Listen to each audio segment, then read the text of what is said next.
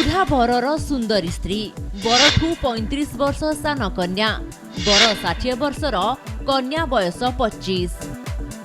सुंदर जीवन साथी पाइबाकू समस्ते चाहती विवाह पाई सुंदर और सुशील झील खोजती परपक्ष।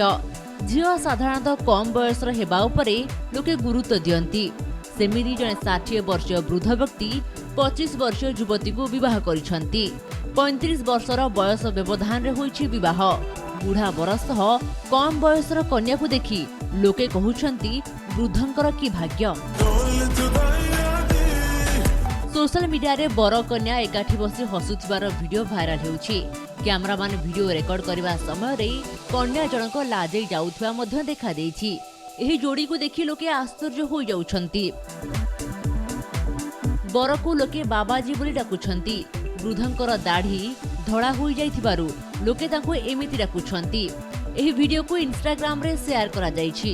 वीडियो देखि सोशल मीडिया व्यवहारकारी आश्चर्य हो जाइछंती।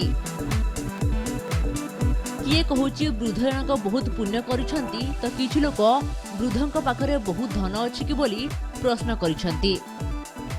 Bureau report from